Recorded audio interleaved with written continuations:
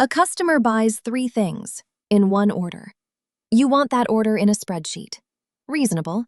So you wire WooCommerce to Google Sheets, and you get 3 rows. Same order number, same customer, same total, printed 3 times. Every count you run from that sheet is now wrong. What you wanted was 1 row, 1 order, 1 line, with the products listed inside a single cell. That is what the iterator is for. And the step that does the real work is not the one you would guess. 5 steps. WooCommerce fires when the order is paid. The iterator loops the line items. Iterator Storage collects them as it goes. Iterator End closes the loop, and only then does Google Sheets write. Once. Watch step 3. Everything else is plumbing. Start with the trigger. WooCommerce, order paid, not new order, paid. An order that exists is not an order that has been paid for. Wait for the money, and your sheet stays clean. Step 2. Iterator by FlowMattic, loop through array. 1 field carries it. Iteration array. Point it at the order's line items, and everything between here and the iterator end runs once per product. Leave simple response switched on.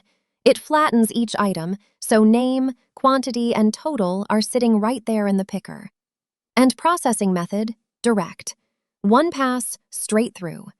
Batch is for the day you are looping hundreds of items and the server needs to breathe.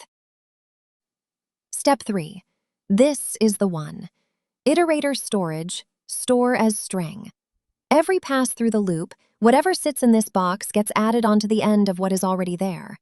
So we write the product name, the quantity, and the line total, and then a line break. Look at the end of that field. That empty line is the entire trick. Leave it out, and 3 products come back as one long, unreadable smear inside a single cell. Nothing errors, nothing warns you. The row just quietly looks wrong. The help text talks about an ampersand for building URL parameters. Same mechanic. You are choosing what separates one pass from the next, and here it is a new line. Step 4. Iterator End. Read what it tells you. Next steps will be executed after the iterator is fully executed. That one sentence is why this works. Everything above it repeats, everything below it happens once. So step 5 happens once. Google Sheets, add new row, map row data. Order number, customer, email, total, straight off the trigger. And products, that is the string we have been building all along. Iterator Storage 3 dot data. 1 cell, 3 lines inside it. Let's run one. Order 1042, Amelia Okafor. 3 items. Pass 1, studio microphone times 1. Pass 2, boom arm times 1. Pass 3, pop filter times 2. The loop closes, and the sheet gets exactly 1 row, 1 order, 1 line. The products stacked neatly in the cell beside it. One last thing, and it will save you a workflow.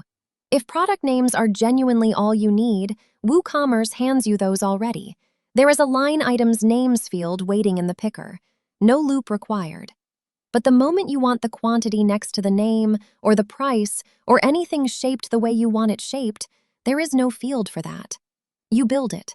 Loop, collect, close, write once.